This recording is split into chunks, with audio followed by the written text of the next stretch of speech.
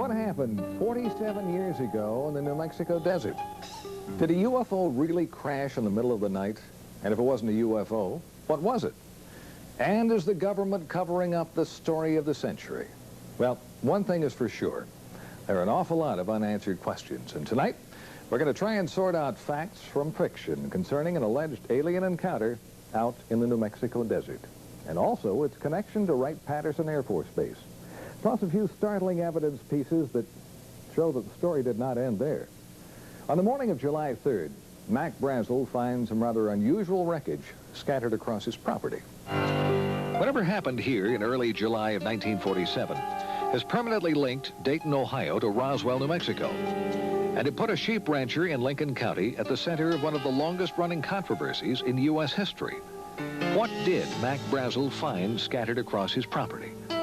Could it have been what the government first said it was, a crashed flying saucer? Wreckage scattered over a large area. Witnesses describing it as lightweight and super strong beams with strange drawings and foil-like material that had a memory. There were a lot of people that believed that we had something unique, otherwise we wouldn't have. Walter Haut was the Roswell Army Airfield Public Information Officer, and he was ordered to release the story that the government had indeed recovered a crashed saucer on Brazel's ranch.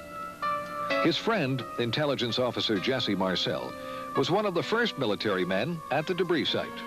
Jesse had gone out to the ranch with Brazel and picked up a bunch of material and brought it back to the base. That material was flown to General Ramey's office. And according to other reports, some of it came here to Dayton. A lot of this material, there were very few people saw. A lot of it was put on trucks out at the site, or covered, taken to aircraft, and the aircraft flown either to Wright Field or wherever else they may have gone. That's when the official story was changed. The Army Air Corps said Brazel had found nothing more than a downed weather balloon, and they had pictures to prove it. Intelligence officer Major Jesse Marcel was ordered to pose for pictures with some of the wreckage and told not to talk to the media. If it was a government plan, it worked. The story died. It was nothing very serious. I think most people took it as an honest mistake made by the people at the base. For many years, no one in this New Mexico town thought much more about the story until a few of them started comparing notes. Jesse Marcel talked to Walter Haut and admitted he didn't buy that crashed weather balloon story. He was very, very adamant. What we picked up and brought into the base was not of this earth. You could not change his opinion. This was not of this earth. We don't have the technology to develop anything like this. Materials that were so thin, they were like foil that you could crumple up in your hand, and when you released it, it went back to its original form. Had a memory built in it. Go ahead and get out of here, and get out of here as fast as you can. And in a rare interview, mortician Glenn Dennis told me he remembered getting some strange calls from the base mortuary officer around the time of the Brazel discovery. He called one to know, he said, "What's the smallest size hermetically sealed casket that you keep in stock?" And then again, here again, I said, "Hey, what have you guys got out there?" Later that day, while on an ambulance run to the base hospital, Dennis saw strange wreckage in the back of 2 Army ambulances parked outside this emergency room door. And an Army nurse, who was a close friend of his, told him that she had been part of some strange activities going on in the hospital that day. And what they wanted her to do was write down what they were doing. And on one gurney, there was a crash bag that had 2 small, little, very mutilated bodies. And then on the other gurney, there was a crash bag there that was unzipped, and it had a little body, she said, that was almost complete. It hadn't been mutilated. She claimed they were doing an autopsy on that one. a body that was not like anything she had ever seen before. She described some very unusual features that were not human. It only had 4 fingers, and on the tips of it were little pads, and then it looked like very small, minute little suction cups. And they described the arm as much larger here from the human, and a very short joint up here, and the head was very large. The eyes were very sunken in. But what were they? Dennis was told by a high-ranking military officer that they were indeed something special. He said the bodies were definitely aliens. All right, so what did Mac Brazel really find out in the desert? The weather balloon doesn't carry passengers, and it wasn't all that secret. And where did the bodies come from? What about those reports as well that both wreckage and alien bodies were shipped to Wright-Pat? Well, coming up, we'll try and track down exactly what was and was not shipped here, and why the Roswell case is still under the microscope after all these years. Plus, we're going to find out what the Air Force has to say on this possible alien encounter.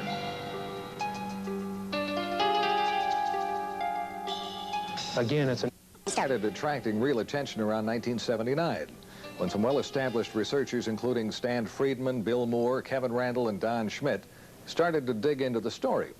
Witnesses talking about another crash site miles from the Brazel Ranch and alien bodies. Also, rumors of a Wright-Pat connection grew. This teletype from the FBI office in Dallas to the one in Cincinnati mentions a disc and balloon being sent to Wright Field for examination.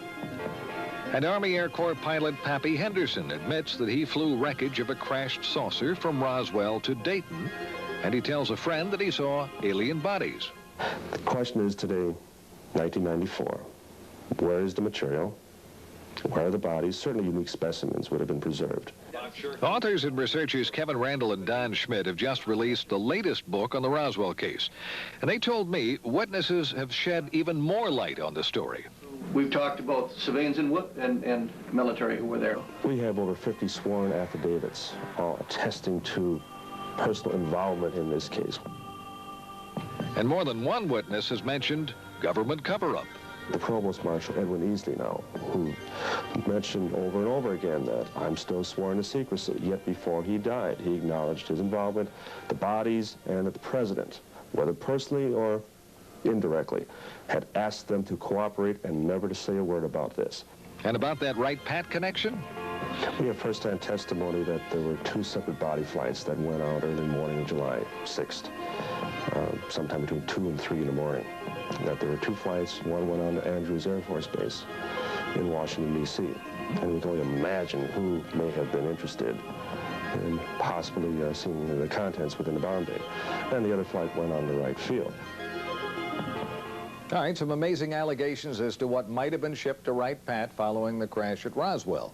Well, recently we went on base to try and find some evidence to back up the witness statements and also try and prove or disprove the allegations and also some long-standing rumors. We got some answers and a few surprises. This is Area B at Wright-Pat, and behind me a cluster of buildings and hangars. Now, most of the old rumors were that the bodies and wreckage were kept in Hangar 18. Well, first of all, there never was a Hangar 18. There is a Building 18, but it's home to Wright Lab, and it never has been home to Foreign Technology Division, which is the division that you would have expected to have been in charge of the wreckage and the bodies. We checked base civil engineering maps that show everything above and underground, and those rumored secret underground storage vaults and tunnels just don't show up. But a recent article in Far Out magazine claims Building 620, that's the avionics lab up on the hill, has access to secret vaults through a tunnel under the auditorium. So, using the map in the magazine, we found a tunnel, and here it is. Sources confirm it's the only tunnel under that building. We found no vaults of any kind, plus the building wasn't built until the mid-60s. So, what happened to the wreckage from Roswell? Well, the Air Force agreed for the first time to talk about it. Had there been in an exclusive one-on-one interview with a man who heads this sprawling complex known as the Air Force Foreign Aerospace Science and Technology Center, we got some surprising answers. The obvious first question, were alien bodies and wreckage recovered from a crash at Roswell, and were they brought to Wright-Pat? We've extensively researched that, kind of hoping that we might find after all these years that really there was some thread of truth. and we've had no success at all. And I know today there are no such vehicles or bodies on the base. If they were.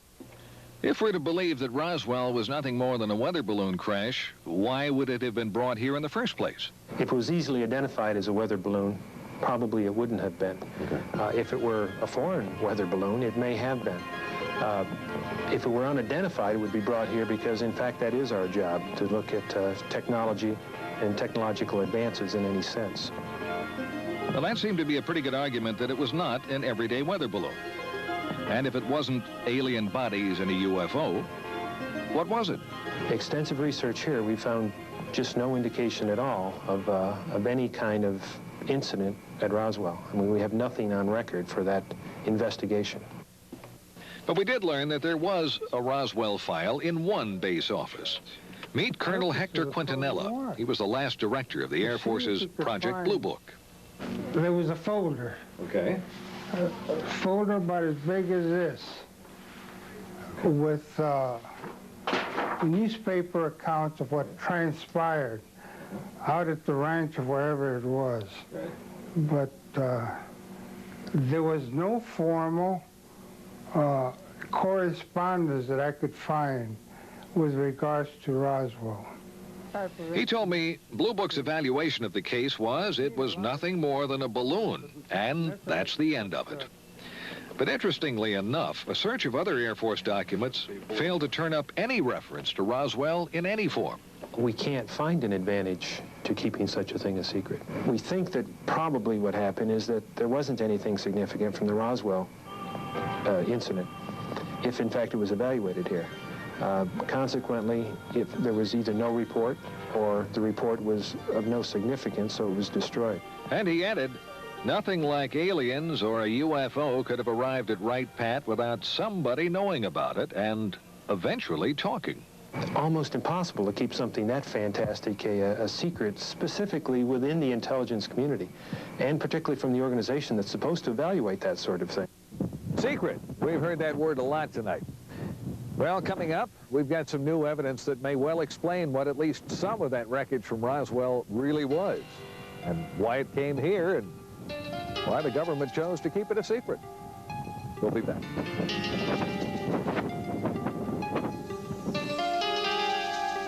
The official story was nothing more than a weather balloon that crashed near Roswell, New Mexico back in July of '47.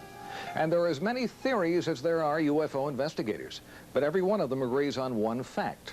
Something unusual crashed right here on Mac Brazel's ranch near Corona, and the government covered it up.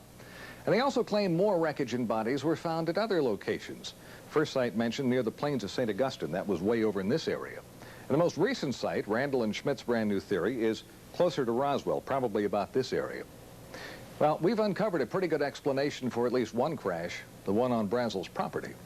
If you look at Mac Brazel's original description of what he found on his ranch, lightweight beams with strange purple markings that resembled flowers and foil-like material that kept its shape, our investigation found that that matches the type of materials used in a top-secret high-altitude spy project known as Mogul.